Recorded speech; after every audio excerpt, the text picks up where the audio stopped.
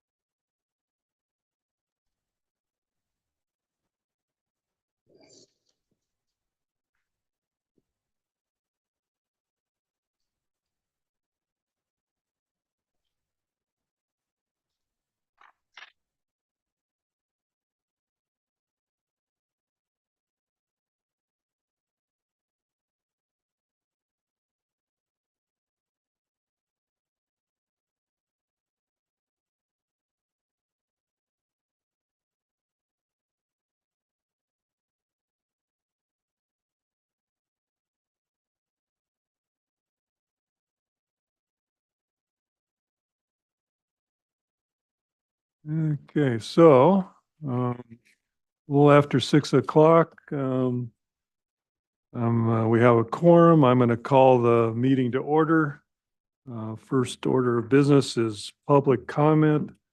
I have one public comment slip in. We're not that usually that formal, but I'll start with Baldwin Jeff, and if anybody else wants to make public comment, just holler at us and we'll do something about it. Okay, so Baldwin Jeff, you got the floor. Jeff Baldwin, excuse me. True. You have to push, maybe at the base of where the speaker, there you go. Oh, okay. Yeah, I'm just here again to ask for support. We've asked the Fish and Game for Fish and Wildlife for a legal opinion about reopening abalone at San Miguel Island. They're ignoring us. Been over 90 days and they haven't got a peep out of them. We do have a group down in Ventura. It's a Rincon Consulting, I think is their name. They're willing to do a survey for us at Miguel, which the Fish and Game has thrown their hands up now and said they can't do a survey. They don't have any money, which is beyond me because 18 years have gone by. The last meeting we went to, we were supposed to have 3 to 5 minutes to speak, and they cut us down to 1 minute. And Samantha Murray said, well, how in the heck can we open up abalone when we don't know if there's abalone out there? I said, well, we just gave you 4 videos of abalones out there. And they said, well, how do we know that's real? Huh. I said, well, maybe you ought to go out. I said, come and get on my boat and I'll show you where all the abalones are. No, we can't do that. That's not, we can't, insurance reasons, we can't do that.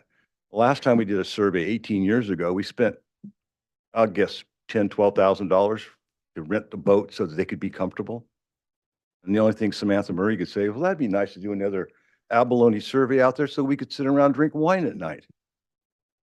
I am just up to here with the inability of the Fish and Wildlife to do their job. Now, I've gone in there accused of not doing their job, and they look at me like, we're doing our job. We're working for special interest groups.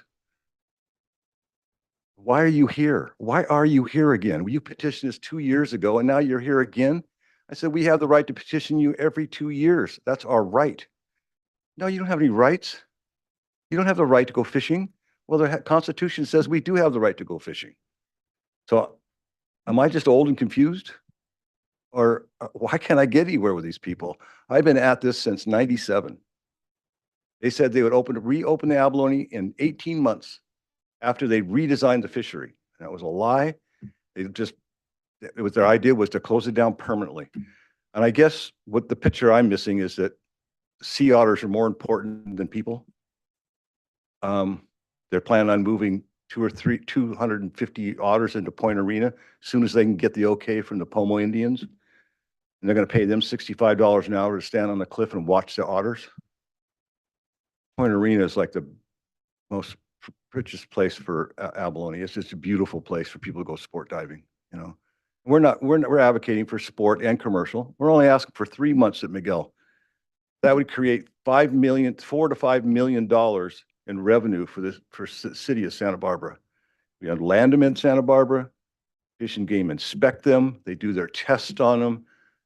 And we show them that there's plenty of abalone. We could raise the TAC each year. I'm confident of that. I'm seeing abalones, which is almost a crack up, and I have to film this to show you. You guys would be laughing. The abalones are shoveling the urchins off the rocks and saying, they have so many abalones coming out of the cracks and needing a space on the rock that it's almost like a shovel, and they're just shoveling them off the rocks. And they flip them over, and then a fish will eat them. So I guess, Steve said he was going to try to do a phone call to you if he could about this issue. And I try to remember everything that's going on, but it's, they've got us dazed and confused. That's for sure. Can't even hardly get anybody to even donate any money because I'm 72. There's Bob McMillan is 80 something years old. There's other divers. We're dying off and that's what they're waiting for. They're waiting for us to die off. And I talk to 25-year-old kids these days, and they don't even know what an abalone is. So at the commission meeting, I tried to point out to Samantha Murray, I said, abalone is good for inflammation. It's good for cardiac stuff. It's good for arthritis. It's anti-cancer. It makes your hair grow really good, keeps your eyesight going good. Your fingernails are hard as a rock. It's a health food. We don't need to pick a lot of it. We just need to trim it down. They're just starting to fall off the rocks now. So anyway, I won't waste any more of your time, but like I said, I'm hoping that you guys could fund this group down in Ventura to go out there. They've been doing a survey at San Miguel Island since the closure, and I'm trying to think of the lady's name. I'm just drawing a blank right now, but she said there's enough abalone to have a fishery at Miguel, and that's unusual for somebody who's doing a study like that. So, yeah, well, thank you. We, we did, as a commission, we put forward a letter to the state commission in favor of your I appreciate that. Thank you. petition. And I think, well, you're probably at the point where like the Pacific Legal Foundation, something of that nature, where they're really good at doing lawsuits against bureaucrats that aren't doing their job, and especially violating the state constitution in the process. Yeah, no, you're right. It's the matter of finding an attorney that will work for abalone. Because all of us are on social security now. How are we going to pay an attorney to? There's one. Well, I know, we're trying to lasso him in, right? Yes. Yeah, well, I'm sure we could pay you Okay. as we're landing the Is abalone. there, Get a percentage of the take. okay, let's see if we have any other, public comment. You,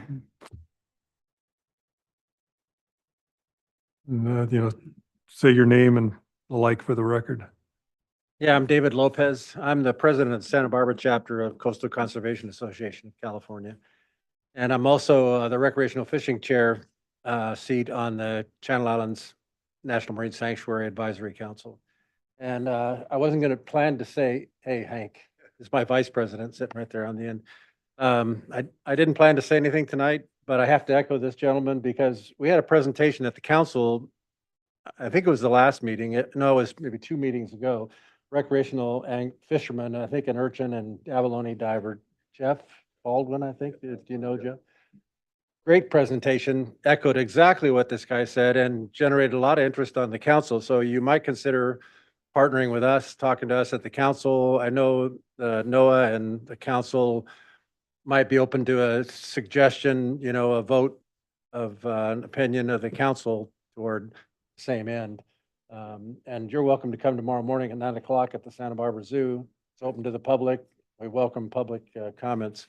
So legitimate concern, I think. Jeff Baldwin's report to us was not just San Miguel, but described the exact same, and he has video evidence of what you're saying. So there's interest in the council on taking his video evidence and digitizing it and using AI to correlate the video that he's got with GPS data to show exactly where these heavy concentrations of the animals are. So. Yep. Yep. So thank you for. Thank you. That was my question, is that I totally understand your frustration with CDFW. They're a very bureaucratic organization. But sometimes, I think your videos are pretty compelling. But the trick is they often respond in numbers. So have you given them quantitative numbers on how many?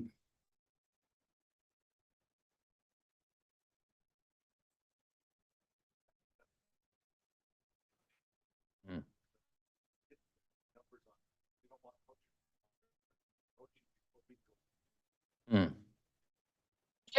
Can we make sure that was it David that's speaking, that he speaks into the microphone? Yes, Because you have to otherwise do we it. can't hear what he's saying. I'm sorry. Thank you. I'm sorry. Okay, where were we? We're just talking about, do they respond to data if you give them? Yeah, in fact, Derek Stein, who is one of the head biologists with Fish and Game, Steve Rebuck was talking to him the other day and he said, have you seen our videos? And he said, no. And he said, you mean the Fish and Game didn't show you the videos? No. Well, then look up on YouTube. And that's what we have to do. We have to tell everybody, go look it up on YouTube, because the Fish and Game is not going to show you this. At the San Jose meeting, they wouldn't show it. And at the Mammoth meeting, they wouldn't show it. In fact, it was almost, you saw the smirky look on Samantha Murray's face when she said, where are we going to have the next meeting? So, well, let's see. Let's go to Mammoth. So we sent Steve and one other guy, Ed Pierce, who's Pierce Fisheries, which was $2,000 to send them to go speak. And they just told them, buzz off. We're not going to do anything. So yeah, like I said, you know what? The only way to keep an eye on a resource is to have fishing. And I know a lot of people say, well, no, I'm not going to let anybody go out there and load their boat up full of abalone. I'm going to turn them in. I'm a guy that picks abalones for the guy that's in a wheelchair that can't go diving anymore. And maybe you're a sport diver that goes and wants to feed your family. We do have a right to fish. And I'm in my age, I'm so sick of hearing them say that we have no rights. We are Americans. We have rights. It's not a privilege to be alive. I'm sorry. I have got to fight that until I kick the bucket. You'll be hearing me say it out of my grave. We have rights. No, it's in the state constitution. The people have the absolute right to fish upon the waters of the state, That's right. except that the state can set limits and seasons, not closures. Right. Nothing about closures. Okay, well, I'll let somebody else speak. Thank you for Okay. your time. And then Okay. Phil, we did have someone online as well. Okay. Mark. Is there anybody else in the audience?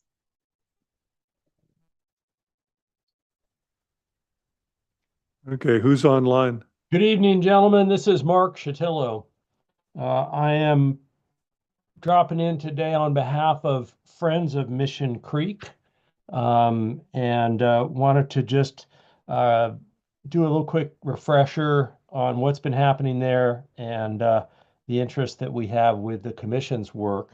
As you may recall, SCE illegally bulldozed up and down the creek and wound up getting busted and had to pay a $3.6 million civil and criminal fine. 700,000 of that made its way to the County Fish and Game Commission, Fish and Wildlife Commission. You folks have been allocating those funds. I wanted to just let you know that Mission Creek is continuing to be damaged from SCE's activities, that we do have steelhead in the watershed. There's residents, and occasionally this past couple of years we've had some encouraging activity, but the SCE's activities are continuing to cause sedimentation and damages to the creek itself. One of the problems that we're trying to solve, and we'd like to be able to count on some of those funds from the commission to address fish barriers in Mission Creek and Rattlesnake Creek, barriers to the migration of anadromous fish, of which we all know there's few left, and to securing in-stream flows to ensure that there'll be habitat there for those critters. So I just wanted to let you know that the fight is still going on there. We're watching carefully as you're distributing the funds, and are hopeful that we'll be able to come together with a larger portion of a fish barrier project or something like that, that'll be able to make some real difference on Mission Creek. So thanks for the time, and I look forward to today's agenda. Thank you.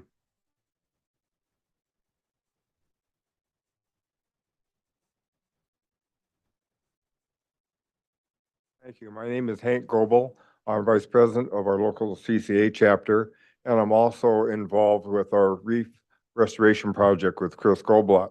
I've been involved from the beginning when we put the 16 sea caves in, and we've been monitoring the effects of the caves. And we dive about every month. I use my boat and put divers on it, and we were able to see substantial kelp growth. We've had 48 feet growth of kelp off the sea caves. So it's now on the surface, and we know it's successful because we find lobster traps all around them too. He has videos showing the actual attachment and growth and juvenile species of fish using the reef caves as habitat. So in the estimation, it has been a successful project, and we're looking forward to seeking permits to expand it further down the coast in Santa Barbara. Right now, just 16 caves are in effect, but they have been a successful project, and we look forward to going ahead with that. Thank you. Thank you. Thank you for the update. Okay, so any other public? Okay, next order of business is the election of the Fish and Wildlife Chair and Vice Chair for 2025. Anybody want to do it? I'd be happy to do it another year. Second. All in favor? Aye. Aye. Passed unanimously. Vice Can Chair? I, Huh? just because for the motions, I need who moved and who's second, just Okay, Marcos. Frank? Yeah. And who's second? I second. Scott? Okay. okay. So I nominate Scott Cooper for Vice Chair. I second. We have I guess that's a vote then. All in favor? Aye. Okay, passed unanimously. Thank you. Thank you. New items, review and consider new Fish and Wildlife grant request, bringing back the burrowing owl. What, minutes? Oops, excuse me. Yes. Why we have a vice chair. Okay, let's see. Have you guys looked at the minutes of the last meeting? Sure I did. Didn't see any problems with them. Let's see, what did I do? Bill, I was just going to say one thing. Hmm. The kelp restoration reef project, the Sea Cave project, there was a lot of discussion. It was about a boat. We were Yeah, getting a boat for them so they could monitor the sea caves and see kelp colonization and other things colonizing the reefs. There was a lot of discussion about how that boat could be used and what happens to it when the project's done. And I talked to a couple of people who have had CDFW grants, and they say it actually ends up being owned by CDFW. But my suggestion is we check with our legal counsel, Hudson, to just ensure that's the case. yeah, that, I mean, we alluded to that coming back to the Fish and Wildlife Propagation Fund, but it may, be that it goes straight to State Fish and Game, and we'll ask staff and council to look into that.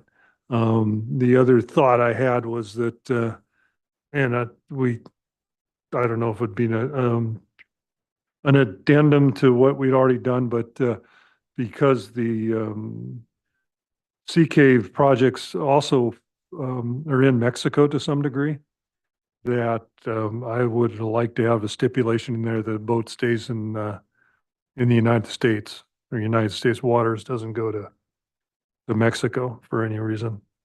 But we'll have a council look into that too.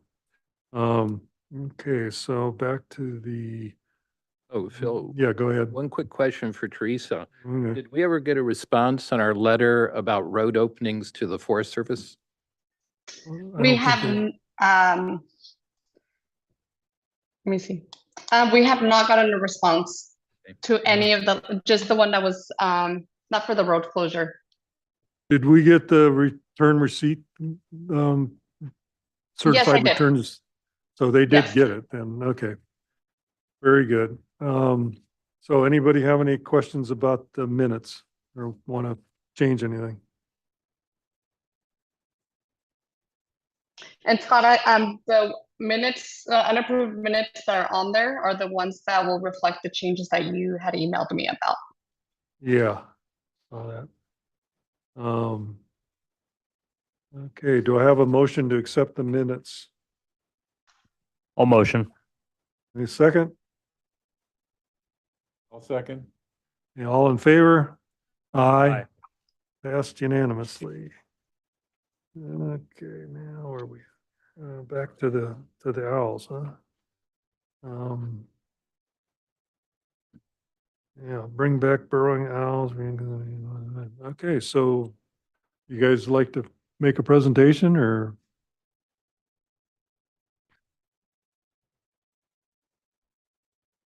Teresa, do you have their slides?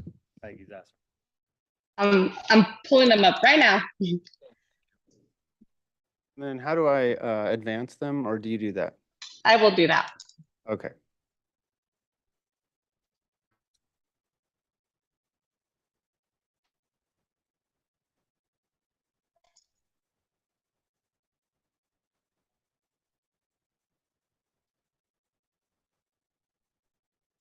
Before you start, Wayne, you might want to introduce yourself. Okay, are we ready or okay. Yes, we're ready. Okay. Anyway, so I'm Wayne Chapman and this is Lisa Stratton, and I'm also a diver and a fisherman and an archer, but I'm And I'm also gonna let Wayne do the main chatting because he's been really most in-depth working on this project. Yeah.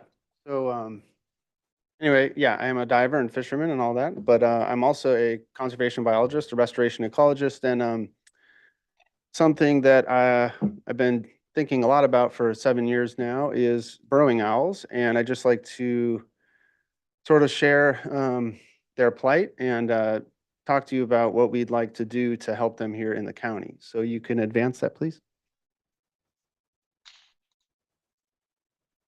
So they were historically common here, year-round breeders.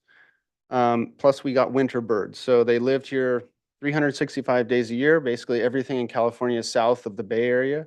It was prime breeding country in the grassy places.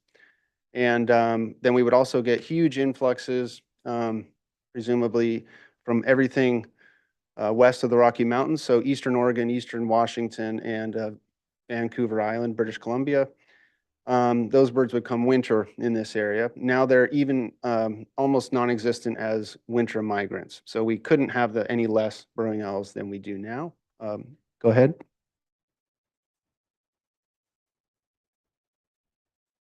So this is from Lehman, Birds of Santa Barbara. Now a rare transient, basically formerly common, decreasing in numbers at all seasons, nearly extirpated as a nesting species. So this is from 1994. It's been updated, but they are extirpated as a nesting species. So we basically completely let that trickle away. As you can see, species was formerly much more numerous. In 1886, it was noted they were common in breeds. So there weren't very many records around back then. 1912, Willett wrote that it was common resident from the coast to the base of the mountains. In let's see, a pair nested in northeastern Vandenberg in 1977, but Mark Holmgren and Paul Collins in 1999 stated there were no known nesting records on the base for the last 15 years. You can go ahead and advance.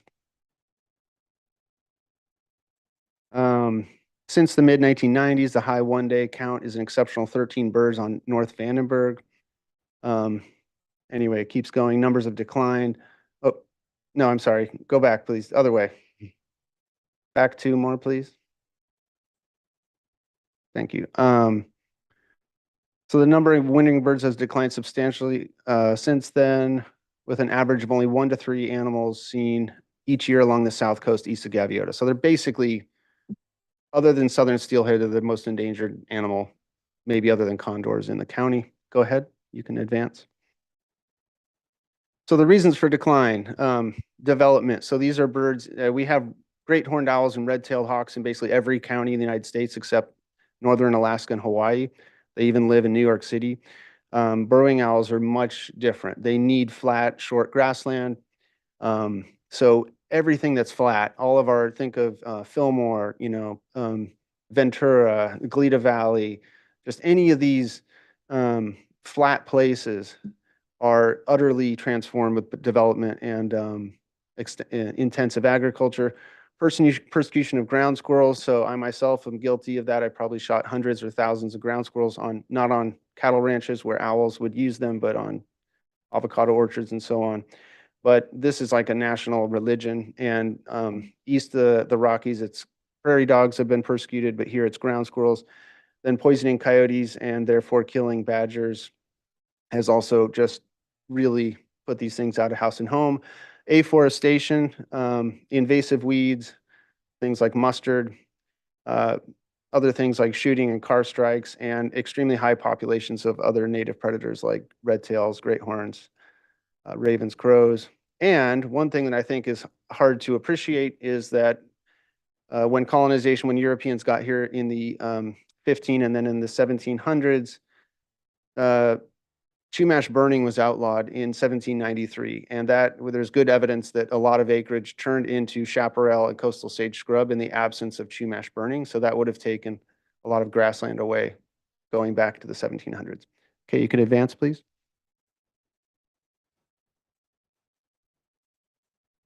So again, here's just an example of development. These are flat places. These most likely would have been grassy, managed by the Chumash for fire, and they're just absolutely 100% taken away from burrowing owls. Go ahead, next. Again, intensive agriculture. Basically everything in this picture on the right would have been owl habitat. They breed in the flat places, they overwinter in the hills, but then you get tall eucalyptus trees in the background. Red-tailed hawks, great horned owls use those trees to predate on whatever owls are left. Go ahead, please. Mustard, again, in the few remaining undeveloped foothills we have 10-foot tall exotic mustard. They can't deal with that either. They need short grass, 10 inches or less. Go ahead, please. and eucalyptus trees. So on the left there is by Vandenberg Air Force Base. This is in Elwood, but we've just got millions of tall, incredibly tall, much taller than any native tree, especially blue gum eucalyptus, but many other species, and red-tailed hawks and great horned owls and other raptors use these to predate on what remains of burrowing owls. Next, please. So again, just sightline differences. Oaks tend to max out about 50 feet, 60 feet, and they're often wider than tall, but these, the tallest flowering trees in the Americas are actually blue gum eucalyptus. They're everywhere along the Gaviota Coast and elsewhere in California. And think of it like a sniper situation. If you have a wartime situation and you have snipers in 2-story buildings, that's one thing, but if they're in 20-story buildings, they have those sight lines, and the raptors themselves are the projectiles in this point. So in this situation, so we've just really transformed the landscape. So what we're trying to do is take what good landscape there is left and make it better for these birds. And next, please. To keep them from happening and turning into this. So the number one thing really needs to be to protect the few winter birds that we're getting. And basically they're breeding in Oregon, they're breeding in Washington. They migrate in their first winter down to Southern California and they don't go home. It's a meat grinder now. It used to be one of the best places in the world. We find these people say, oh yeah, I found one on the freeway. I found this pile of feathers at San Marcos foothills. That bit on the lower left, that's the first record for burrowing owls at Devereaux Point in modern history. Next, please. So basically, they just get predated on by these raptors. That's a red-tailed hawk sitting on a burrowing owl right there. Next, please. And fun little fact, Devereaux Point, Coal Point in Goleta, new linguistic evidence and research has shown us that that place was actually called Okoi or Chopokoi, which is burrowing owl. So the Chumash actually called that place burrowing owl. I collected the first modern record, which was a bunch of feathers under those cypress trees in 1999. And that was the first record any scientist had of burrowing owls. And when we just learning that the Chumash actually called the place burrowing owl. So it's covered with non-native trees. It's incredibly inhospitable. We have burrowing owls wintering just near there on our North Campus open space, but we're trying to improve habitat that is left, and I have a pretty good idea on how to do that. Next, please. So what can be done? Assessment of remaining suitable lands. We have a lot of landowner buy-in. We sent you some of those letters from Lynn Trulio, who's an expert in San Jose. We have the White Buffalo Land Trust. We have Dangermont Preserve. We have El Toro Ranch, is it? 800 acres on the one. I have another letter on my phone right here that didn't make it to you in time, but I'll send it to you from Casmalia, has 650 acres. Where else? Possible Vandenberg, possible Hollister Ranch. So we have and White Buffalo, I mentioned that land trust off Halama Road. So they have 1,000 acres, about half of it is grassland. So make recommendations to landowners regarding best management practices, see where those tweaks need to be made. Maybe you need to graze a little more. Maybe you just need to add these structures in. Monitor burrow owl abundance. Right now, we only have wintering birds. I have an ambition of trying to recover breeding in the county. I think Dangermont Preserve is the best place to do that. They're semi-colonial. If I can get, a critical mass, they have an extremely high fidelity to their winter burrows. So we know this. They come down here, they'll even spend the winter in a culvert under a road. 4 years in a row, the same bird comes. They're so desperate for burrows. So if we can build good burrows, they can live the entire 6 months here. This is where they spend half their year in the winter. Then we can begin to develop a little loose colony, and then we can try to trick them into staying and breeding. So we're doing things like monitoring slope, vegetation, habitat quality. We have San Diego Zoo methodology. We'd tweak it a little bit. It's more for winter birds here than breeding birds there.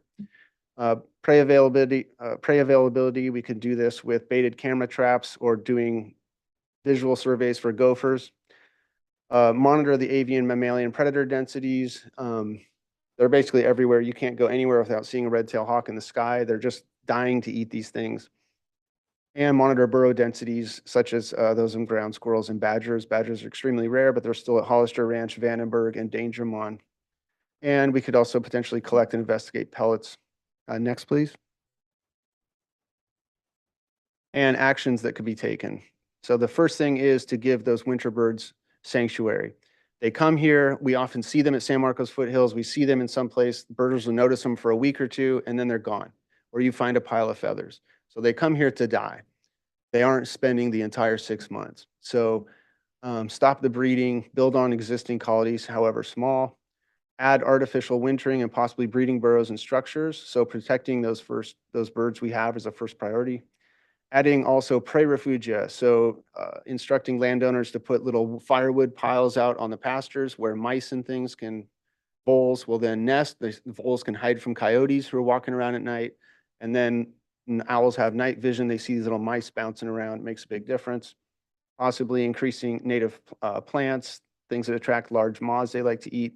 Make grazing recommendations, maybe increase your grazing a little bit if you have too much thatch and they can't see the burrows. And also potentially remove certain trees. So just one tree is just a pinnacle of death for these birds. So next slide, please.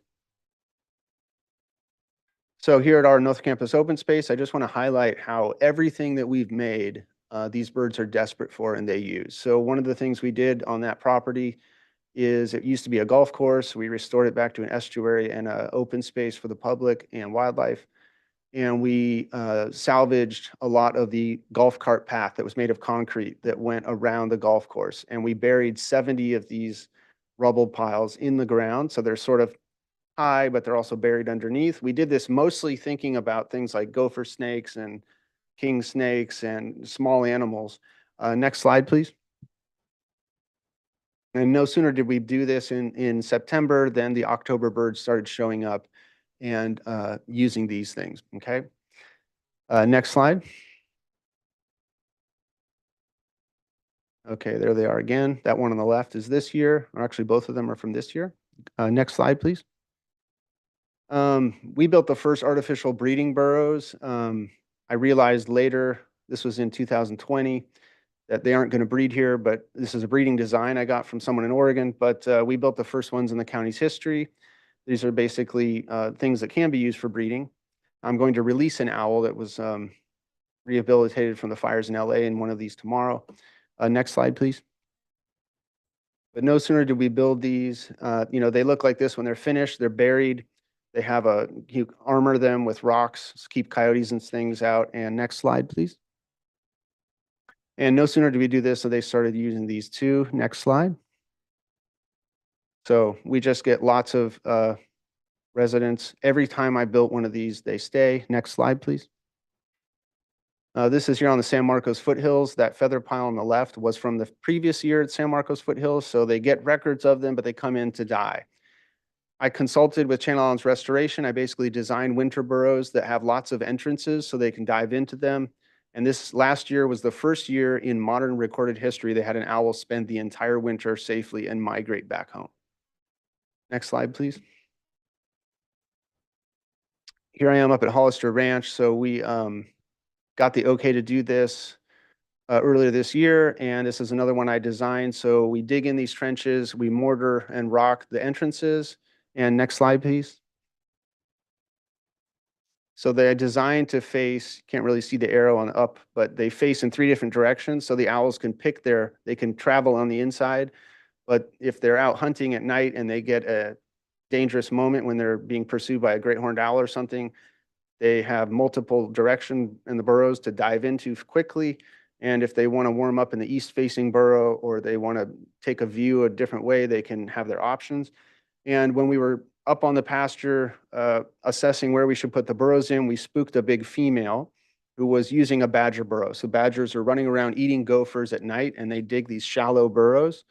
And they're what they use out of desperation, but they're just not great. They're not very deep. And next slide, please. No sooner did we build these than we got multiple photos of that big female switching over to using one of ours. So they really like the burrows that we build, and we would like to consult on all these grasslands, and these people have the intentions to do the right thing. And so we would like to ask for funding to support this project, stop the bleeding, and start to build healthy winter colonies in the county. It's critical for building numbers here, and it's critical for stopping the 1 to 2% per year decline in the north where they're coming down here to die in the wintertime. So, thank you. Thanks. Okay, well, let's see. So we have a proposal from them.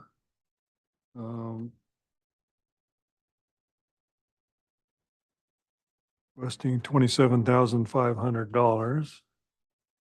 And I haven't gone through this now. Have you looked at this one, Scott? Does it have, No, I have. Hmm. I could ask a few questions, Wayne. And one is, you know, I grew up on a ranch in western Nebraska, and on our grazed grasslands, we had a lot of burrowing owls. But with these kind of structures, do any of the places you're working with, do they all have cattle? And can you maintain them? You know, cattle like to rub against things all the Yeah, time. And do they destroy them? Well, so this was a bull pasture at Hollister Ranch, and I was worried that the concrete wouldn't even set before, because they were in our business when we were putting them there, but they left them alone. And the reason I wanted to mortar them is there's badgers on the property and I'd want to dig in and whatnot. But no, they don't bother these at all. They're super solid, and so they're low to the ground. They just ignore them basically. I know they like to rub against posts and things that are tall, but you don't want anything tall for burrowing owls, because that just means a red-tailed hawk or a great horned owl will use that artificial perch. So you want flat. Right. And then with the San Diego habitat assessment method, does that give you then a rating of like poor, good, excellent habitat for burrowing owls, or what's the product? So we need to adjust that a little bit, because I think in some of these properties, we know they're there. We know there's an abundance of predators and a relative paucity of burrows. And so I think we can sort of skip 1 and 2 and go to 3 on some of these. So we'd have to tweak that a little. But, and theirs is also to assess breeding, which they still have in a couple places in San Diego, which we don't. So ours is mainly to take winter animals and give them safe refuge. But yeah, there's a number of things, and all of these properties are grazed. They're all managed by cattle already. So I could make subtle, like, the White Buffalo Land Trust I've been to on a wet year. They have some mustard, but it's thin. It's not, can't walk through it mustard. And it's a lot of grass too. So a lot of pure stipa, stuff like that. So, yeah, these are all properties that are already managed by cattle. They're already responsibly grazed. They're not overgrazed. So basically we'd be saying, assess them on a number of metrics, and if possible, even begin, ideally get burrows in the ground, before October next year, because that's when you might get a bird. So, and again, they have an incredibly high fidelity. If they come, they aren't stressed out and they feed well and they're safe, they'll return. And so then you might get another bird the next year, and maybe then you have 4 or 5 or 6 or 10, and then you can maybe build off of that, try to get them to breed again. Right. Just to clarify, this is a 2-part process. So this is our part 1 of your More assessment, project. correct, yeah. And this is just assessment of where it might be is. appropriate to put these things in. It is, but I think we could even tweak what we have a little bit, and on some places where we're very confident that burrows would be ideal right away, I think we could do that this year. So, but Lisa could maybe speak to some of the adjustments there. Sorry. We were chatting with Phil earlier about, having some outcomes and, products rather than just sort of labor. And I think from Wayne's experience on all these lands, and mine as well, I think that we could rework this a little bit to have, say, a price per burrow that we might install or something like that, something that might be easier to quantify than laying out hours and time and everything, and have more like, okay, we delivered this many products and an assessment of these sites with, yes, the Sways Good method from San Diego does have sort of a hierarchy. And like he said, some of their criteria, like 10% slope, is really purely for breeding, and they can handle a little more for overwintering. So we would just maybe adjust some of their analogies, like when you get this, you give it this score to reflect. I would like to, just a suggestion, and this deals with the products of your investigations. I think this would be a nice restoration kind of paper. And I don't know if you're heading there, but as Phil's saying, it would be great to have documentation on all this. So I assume with this first part, you'll have maps. Yeah. You know, of all these ranches and where it's appropriate for growing owls and that kind of thing. Some ranches maybe would say private. It's possible we get a landowner who says, I don't want to be on blast, but I don't think most of these would be in that category. So yeah, you'd have public stuff. Yeah, but definitely producing a report or a published paper would be a goal of the project. So that was going to be my question, but I had one other one. You have a lengthy laundry list of enhancements that property owners can do to improve habitat. Where are you seeing that most landowners are accepting, and where are they adverse to certain methods? No one's adverse. There's just no one's done any of this. Like, it boggles my mind that I know birders who've been in the county for a bazillion years, and like, we've got 10,000 barn owl boxes in the wine country to eat gophers. And no one, I have built or consulted on the first, second, and third of these in the county's history. So it's just not happening. So I've got really good idea on, I designed these winter ones that have multiple entrances, and Lynn Trulio up in San Jose has worked with the bird for decades. She's like, I love them. I'm going to start putting them up in San Jose. So, we don't, but I would like to try at Dangermond where they have, we know someone there who drives a Coho Road at night, and she said, I saw 40 birds at one night. So there's already kind of a colony there, but they have harriers, red tails, great horns. It's just like coyote poop all over the ground. It's danger zone. So I just want to try to secure them, make them happier and healthier. And then in the spring, the long-term goal would be to try to start playing calls and make them say, hey, why should I leave? Just stick around. Because you're getting all these first-year animals that may just stick around. And that happens in breeding colonies. But it's never been done to get them to breed when they stop. But I just wanted to say one thing.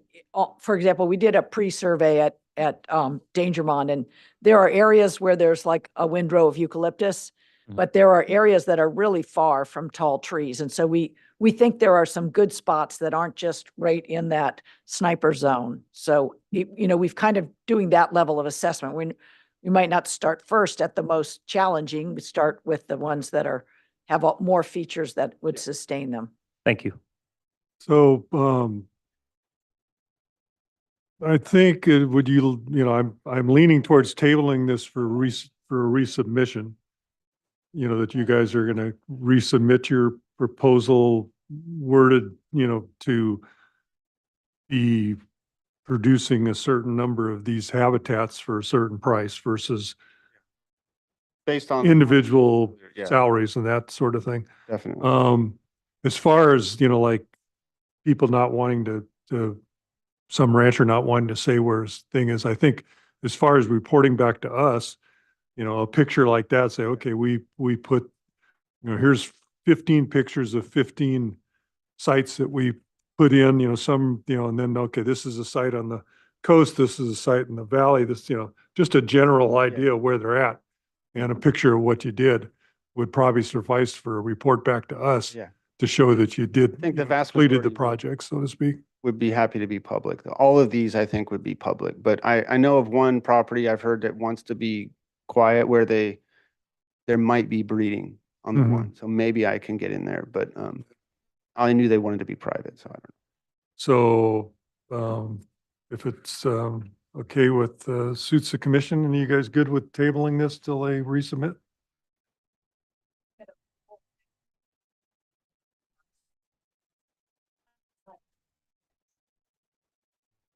I did have a question about timing.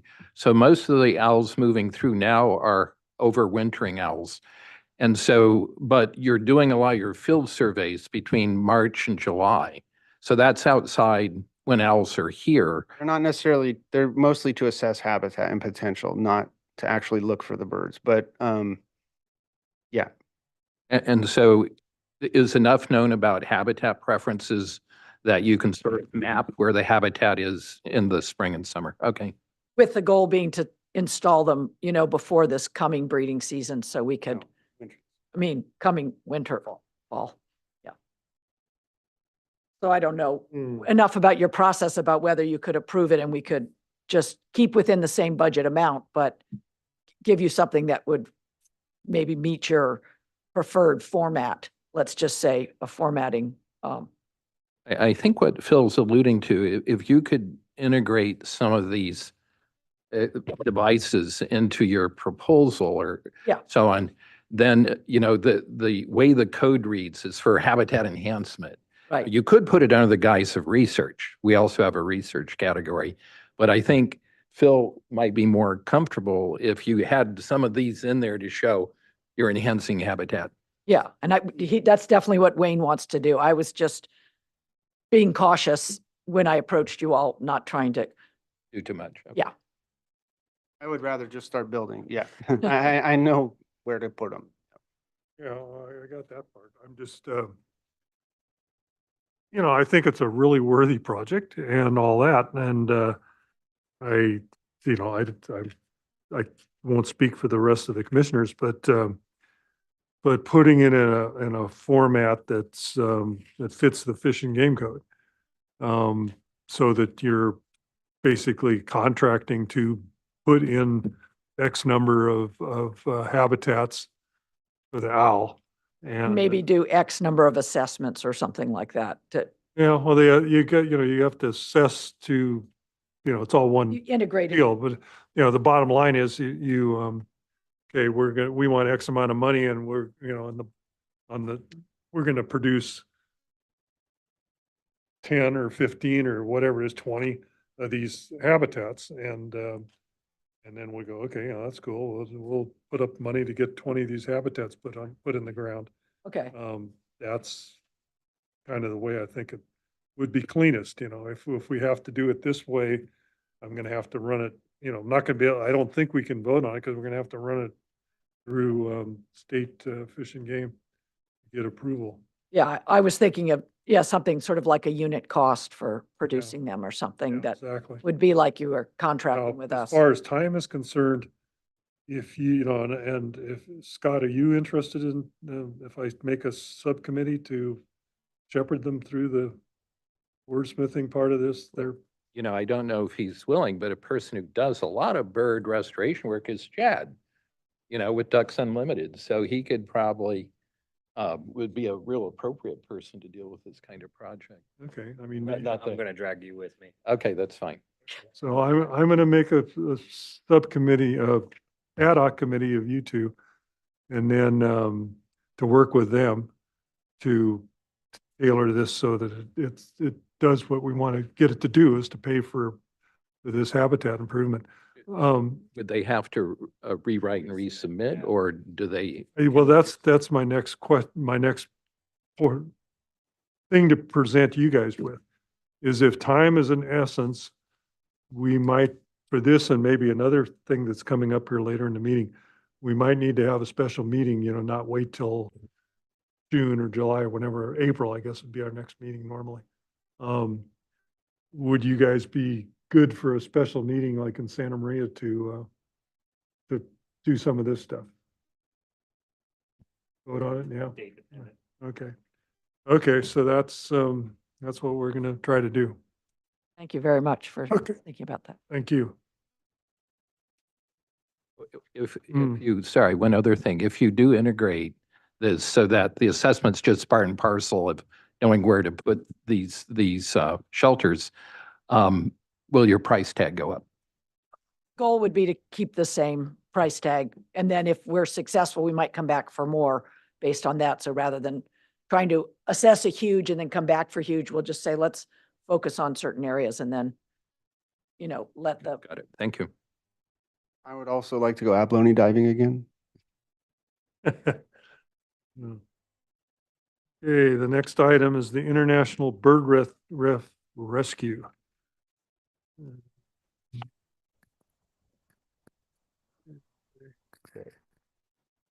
Good evening, everyone. This is Phil Colmetz. I'm joining you virtually via Zoom. Hi. Before I give a little presentation or talk, I did want to say I really appreciated that last presentation as well. Not speaking as official bird rescue person, just speaking as like, concerned citizen. I work with another bird and habitat group in the South San Francisco Bay, and burrowing owls are sort of the top of their concern list as well. So it seems like anything that can be done to address their habitat seems like a real positive thing. And the solutions are coming up with are totally parallel with what was just described. So it's just gratifying for me too to see, people in different counties kind of coming up with the same solutions for these so many of these species that are migratory, which is my segue into now the international bird rescue, since our focus is a lot on aquatic wildlife that are migratory by nature as well. I did have a question. I have a couple of short slides. I wasn't able to send them ahead of time, but if I'm able to share screen, I can kind of whip through the 10 slides or so I've got, and that probably gives a lot of context to the proposal itself. I also know that you've been supporting us for a number of years. We're not an unknown entity. I'm not sure if all the commissioners present have seen our previous presentations or are familiar with their work. So I also don't want to use up too much time or belabor things. If you're like, we know who you are, we get the picture. I can just talk about a couple specifics for this year. Yeah, I think that's kind of where we're at, that, you guys have gotten money from us before and you've completed the work that you said you were going to do with the money you've gotten in the past. Yeah, if there was one sentence to walk away from, I'd say big picture, it's just that. We've been partnering together for a number of years. I'd like to think that we are, a reliable and appropriate steward of public funds. We say what we're going to do, then we go do that thing, and we come back and report on it really clearly. So, our ask or requested this year is in terms of dollars to dollars, pretty much on par with the last grant award that was made. We're still continuing to deal with species of concern. Bird flu continues to be a real concern for our center, and we've been really fortunate that because of our really excellent protocols that we've got, we have kept bird flu from crossing the threshold into our wildlife centers and wildlife hospitals. If that were to happen, that would be devastating. An entire patient population would have to be culled immediately. But we have been, knocking on wood, very fortunate so far that partially because of our great experience as emergency responders, we've been able to keep both our patients and our people safe. So no people with bird flu yet, even though we're around birds all the time. No birds with bird flu coming into our wildlife center. But we're still continuing to do the good work. It addresses, key elements of the Fish and Game Code. And most, like I said, since our work so well, and it's a lot of it's just the continuance of trying to mitigate and human and industrial impacts on wildlife, and being the referral hospital. We just want to be available to answer questions. You guys have any questions? Yeah, Phil, I think it's a really laudable program, and I congratulate you and your colleagues on a lot of good work. And it certainly fits exactly into how Fish and Wildlife funds are to be spent. The only thing, this is more out of to get a sense, but you have a charge of like $25 per bird per day. Can you give us a breakdown of what goes into that cost? Is that just care or physical plan, or is that your vets, or what goes into that $25? That's a good question, right? Because again, try to do things on averages. So what that is, that's the $25 a day includes veterinary and rehabilitation care, food, medicine, the small amount for the actual facility cost, because we're constantly having to repair our rehabilitation, habitats. Also, the cost of clean and in some instances, temperature controlled water.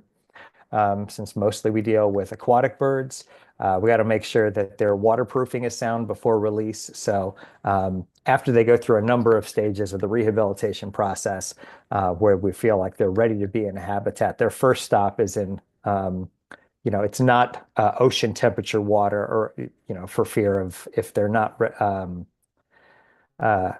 if they're not waterproofed yet. We have to make sure that they first have a stopover in slightly warmer water to make sure that they're waterproof before they go into, ambient temperature water. So energy costs are part of that as well, just because we've got electricity and heat and a lot of water sanitation constantly happening. So all those things are baked into that, $25 per day per bird metric. Okay, Yep. I move that we approve their grant request. Do I have a second? Second. All in favor? Aye. Aye. It passed unanimous. Well, thank you so Um, much. I thank wanted you. to, just in closing, say, I know there's some distance. I mean, our people are doing it all the time, back and forth between Santa Barbara and San Pedro. But if any of you would ever want to come to the Wildlife Center and take a site tour, please contact us. Please contact me. Let me know. I'd be happy to arrange that for, one or any number of you, if you are, or if you find yourself in the San Pedro Long Beach area. Okay, thank you. Thanks. So the next order of business is kind of perplexing to me. Permit sign off for new bridge. Now, I've been on this commission for 25, 46 years, I think, something like that, 43. I've never had something like this come in front of the commission, not once. I have no idea what I have this- no idea, we don't have any authority to be signing off on planning development related projects that I'm aware of.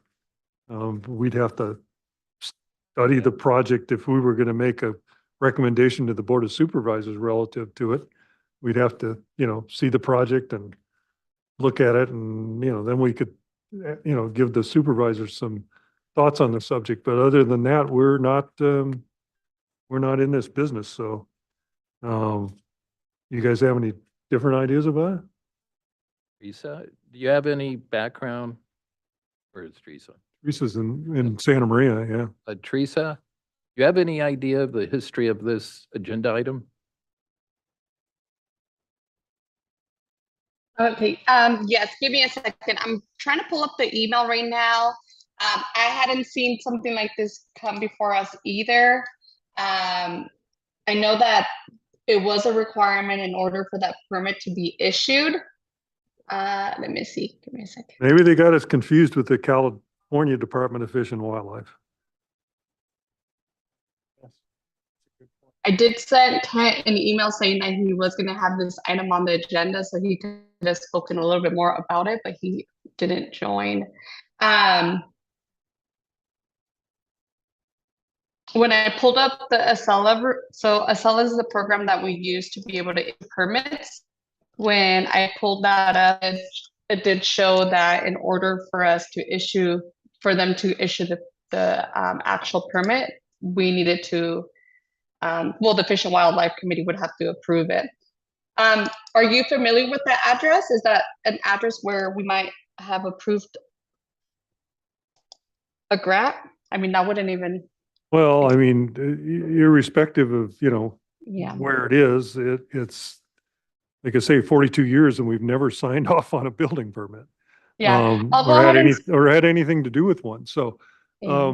unless, if we could look into it with our expertise and give some feedback, but, we'd have to get all the information and the pictures and, we get involved with something that we don't, we've never done before. We can certainly do it, but, it's not our purview. I think Phil's right. This is probably for state CDFW, but I do know the site. It's in East Montecito. So Romero Canyon goes through eastern Montecito, and a bridge was wiped out by the Montecito debris flows. So they're just replacing this bridge, but I don't know why Yeah. it required, yeah. I'll work with the it looks like McCarthy, and see what was the purpose of it coming to us. So I'll get it Okay. taken care of. Thank you. Thank you. Okay, next order of business, report from the chair. So we got a letter back from Department of Fish and Wildlife, where we, are asking them about how to deal with giving funds for the permitting of projects that were fish and wildlife related. And the gist of what they told us to do is the region staff are available to review projects that request the use of funds on a case-by-case basis. However, prior to submission a project for regional's review, we strongly recommend and encourage the county to research and exhaust all available options for streamlining permitting through the state's Cutting the Green Tape Initiative. As projects that target use of the funds should be available for such permits. More information as well as a list of available restoration permitting resources can be found on the department's website. For further questions or to request review and potential approval of the use of the funds, and they're talking about the wildlife preservation funds, for a project expense on a case-by-case basis, please contact me, Kyle Rice, Senior Environmental Scientist, Department of Fish and Wildlife in San Diego. So we have an option, to like relative to the permitting on the Goleta Kelp Reef Falls Reef Project, we'd have to run that by this fellow in Fish and Wildlife. It kind of is tangent to the other question that's not clearly spelled out in the Fish and Game Code, and that's doing salaries and fuel and those kind of logistics. It's clear that contracts of the sort can be done to get a result, say a fish weir removed or made or whatever. These owl habitats to get that result. We can authorize funds, but if we start getting into doing directly doing salaries and the like, I think each one of them is going to have to be run through this particular mechanism in state fish and wildlife to get approval to use the fish and wildlife preservation funds for that permit process. So that's where that's at. On another note, at the last meeting, we got an extensive letter draft given to us by a member of the another organization, the public, how to respond to the different MPA petitions that are up in front of State Fish and Wildlife that are coming up for the next month or so, and the ones that were tangent to Santa Barbara County or adjacent to Santa Barbara County. So there was about 8 of them. I went through the draft letter that they presented us, and I changed and augmented it to where I thought they were in error or thought they'd left something out.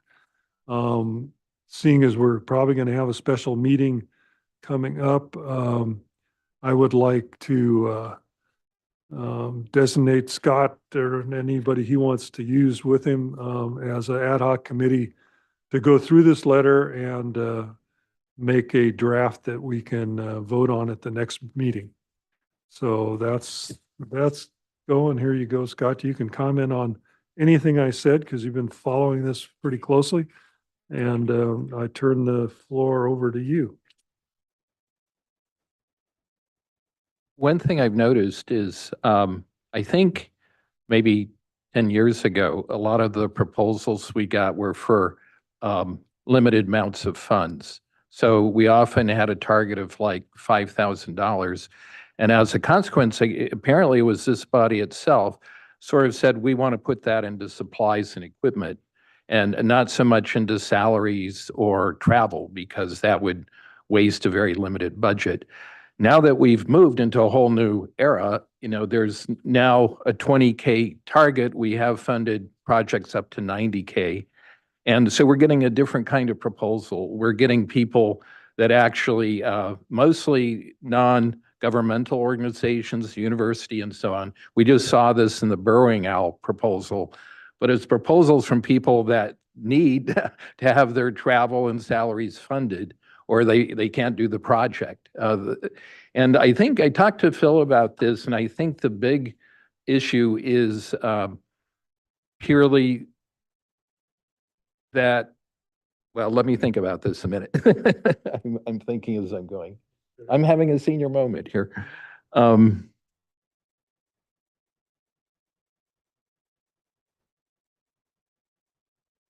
anyway, to cut to the chase, the key issue here is, can we fund travel and salaries? We have the information on fees.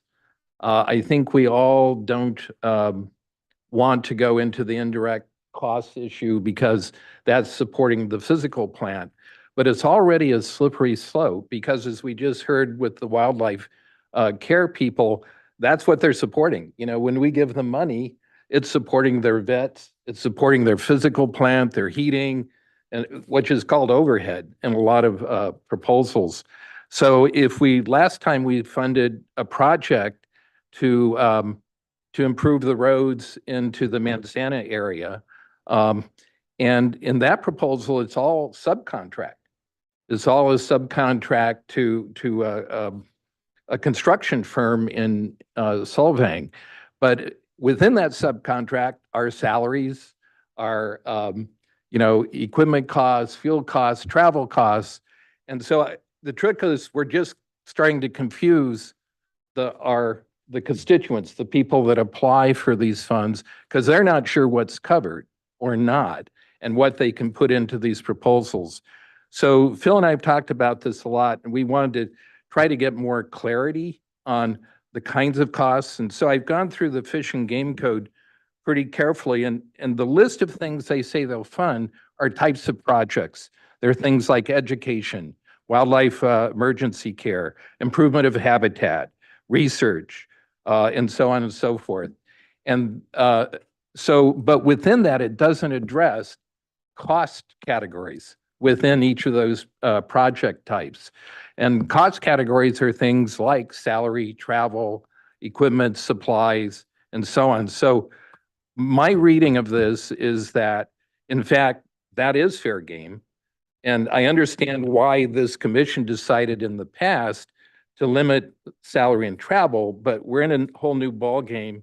And I think unless we want to foreclose on the kinds of proposals we're seeing, we have to open it up to encourage these kinds of proposals and allow the things they need to get to the sites, they need to be paid for their work. A lot of these people, I think one of Phil's concerns was he was worried consulting firms would jump in on this and, waste a lot of money. But I think there is a filter, and I think that filter is overhead, because consulting firms charge an arm and a leg for overhead.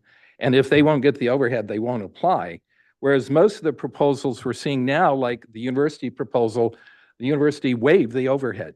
So they allowed it to go in without having to pay any of the infrastructure costs.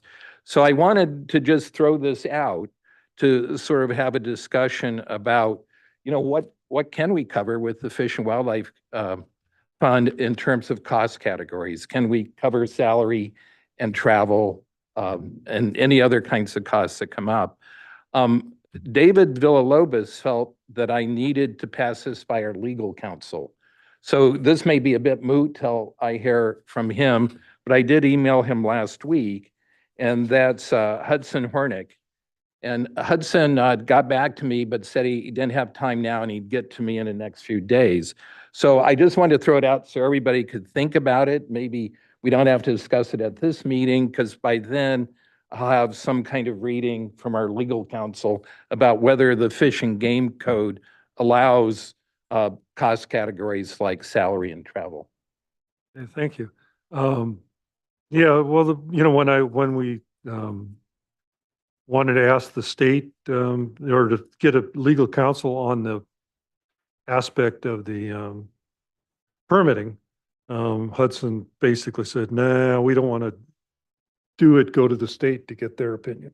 So I'll be interested to see what kind of response you do get. One of the just as historically, there's more than one reason why we didn't do salaries and that sort of thing. Is it puts us in a sticky slope where we're going, okay, is this, if we're like in a contract, if we're going to say, okay, we can get a guzzler put in for 30 grand or 20 or whatever, we can now look at that and say, you know, well, there, that's reasonable to put in a guzzler. But when you start looking at salaries, then you're going, you know, that's kind of a lot of money or not a lot of money. And people start putting in grant proposals to line their own pockets, you know, it's like, oh yeah, well, you can use my boat, but it's gonna be 1,000 a day, that kind of thing, you know, and that puts us in a position of going, yeah, we have to look at it from that end without a direct corollary with a certain fish and game project, you know, that we're gonna get a guzzler, we're gonna get a water facility put in, you know, like at Chimeneas, you know. So it puts us in a weird position. The other side of it, and yeah, we got a lot of money now, but the normal deal is if we're lucky to get 7 to 10 grand a year coming in from the normal fish and wildlife fine monies in the county. So after these big projects are done, where unless they sue somebody else for big bucks, we will use up that money, which we're supposed to do for good things. But we'll get back to that. You know, maybe we change our grant proposal back when that happens, but in the meantime, you know, it's something to think about. Okay, so that, the end of the, we I go, was just wondering Sure. if anybody had. yeah, you got any thoughts? Yeah, it seems like we're waiting kind of advice from the lawyer, so maybe just table the remainder of the conversation until the next meeting. Where we can start giving it some thought. I Okay. concur on that one also. Okay, cool. You know, I can put it on the agenda as a item, you know, versus just me talking about it, you know, report from the chair relative to the Brown Act and stuff. I can put it on the agenda if you guys want to really go at it. Okay, so next meeting, we'll put it on the agenda. Okay, so continued items, the financial status report, there should be a little thing there.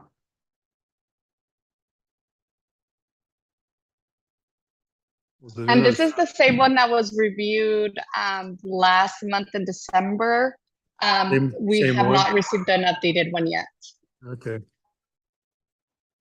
Okey dokey. Yeah, I'd still like to see a line item from the finance guys showing exactly what we got from the Plains oil spill. And when it, you know, if it did come into our budget, when it came in and how much. And we haven't gotten that yet. They said that there was something, but I've never seen it, you know, on our report. So I'd like to see a report on that.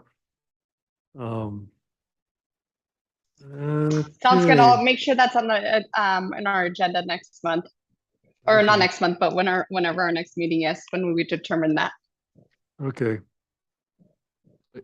Teresa, is it also possible when we look at expenditures, we have the grant awards? You know, I never know where we are on this in terms of what we've recommended and what the Board of Supervisors has approved, and then what funds have been expended. So is it possible under grant awards to sort of list which grants have been funded in this period of time?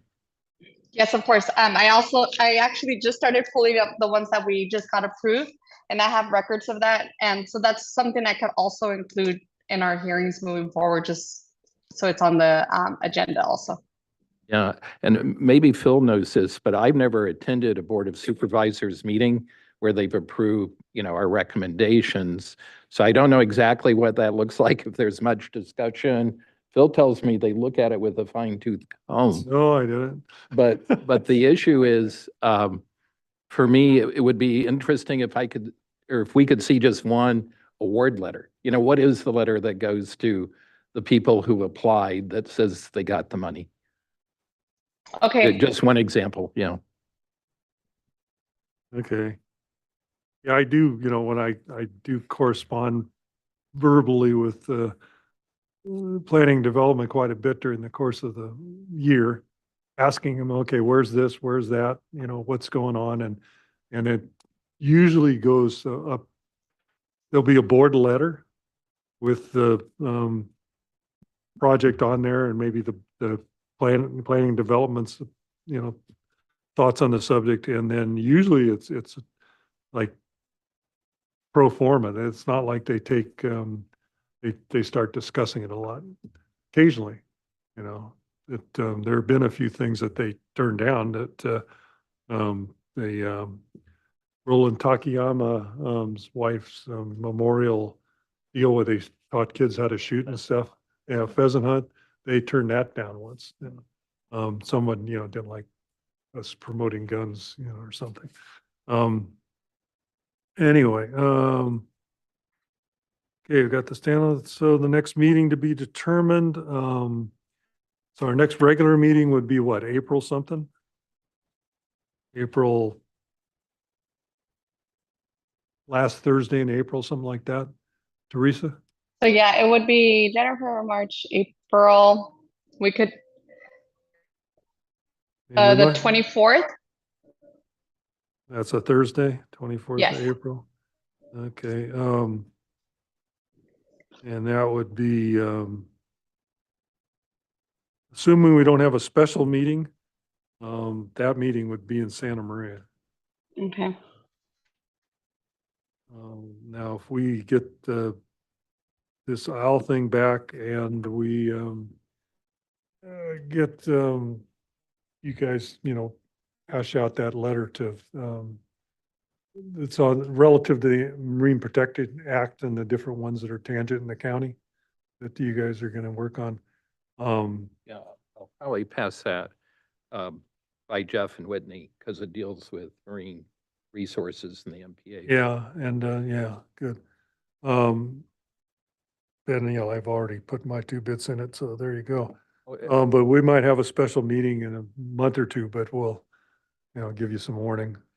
And Phil, just for clarity, should Chad and I just converse directly with the Boring Owl people to put their Yeah, proposal into a suitable form? sure. And then there's a transparency thing here. One way they could rejigger their proposal is like Lisa was saying, have a per unit, refuge cost or something, and folded in it into that per unit cost is all the initial assessment and all the initial travel, and it's sort of, Yeah, Yeah, you so- know, that's, that's how everything is done. If it seems like that it'll fit into the Fish and Game Code very well under the habitat improvement and the like, to say, okay, we're given, $30,000 to get 20, or 10 or whatever it is, owl habitats put out in the field. And that their way of showing that they've completed the project after we give them the money is to show us pictures of all the ones they put in and roughly where they are if they have a problem with, not giving us law and lat, That's the way I envision it, but that's, Okay, so we've got the, You feel like, I got just one question. Does the state CDFW ever contribute to any of these habitat projects like this burrowing owl one? who? State CDFW. And they have the Wildlife Conservation Board. So that's the primary funding body from the department. So it's similar to how this commission is set up where they accept grant applications and then weigh them out. And Yeah. they'll actually put out call for bids. Yeah, because I was just curious because I did habitat restoration up at Kachuma Lake and Fish and Game provided cinder blocks and nylon rope to do it. What I proposed originally was they were repurposing a lot of the fire pits up at Kachuma. So I said, hey, we could reuse that concrete as anchors and stuff, but the COM, the Operations Management Board water purveyor said you can't put rubble into a reservoir that's for drinking. Mhm. So, and I didn't want to argue the point, what's the difference between a concrete block that's whole or broken? If it's broken, then it's considered rubble. But anyway, Fish and Game provided nylon rope and cinder blocks for me to use. And then I was able to get lemon trees from a couple of the ranches in Goleta, and we took and used that. And then we but we got kids from Los Prados Boys Academy that helped with the work. So that's why I was just wondering if the state has any money available for this type of habitat project. I definitely do. And there's some other, and maybe Scott's familiar with it, where the oil tanks and stuff were at Elwood, the UCSB has done a bunch of restoration work out there. And there was a state agency, I forget what the name of it was, that gave them a bunch of money for that helped them with it. So there's other ways to get money, besides us, but, Just another funny example of that is that there is another group working in Goleta Bay besides the Sea Cave people. Phil knows them. yeah. But they have a different idea of restoring the kelp forest. And so the idea was originally a lot of the kelp colonized to worm tubes. They're in the bays. So they're making these kind of columns that are like worm tubes. And the kelp, colonizes those. The problem is crabs were attracted to those and ate all the kelp. So then they start experimenting with octopus holes around each of these pillars. And apparently the octopus kept the crabs under control, which allowed the kelp to colonize. Well, the people running that went to Doss Williams directly, and he got $10,000 from CDFW for them to do that. There's all these parallel paths going on. Yeah, a lot of that was through Beacon, the sand replenishment guys, which is county and city and a whole, another group of bureaucratic level, but okay, well, the meeting, not hearing any protests, the meeting is now adjourned. And thank you, Teresa, very much. Thank you all for coming. Thank you, I know Teresa. that I put all of your documents in the little plastics. If you could leave those behind so I could continue to provide those for you. All your agendas and everything in the order. So thank you. Yeah. Okay. Thank you all. Have a good night. Good night. Hey, thanks. Yes. The paperwork you said you made copies for me, is that there at your office? This is Steve. Oh, I emailed them to you. Okay, Did- that'll work. yeah. That works? That'll work. That works. Okay.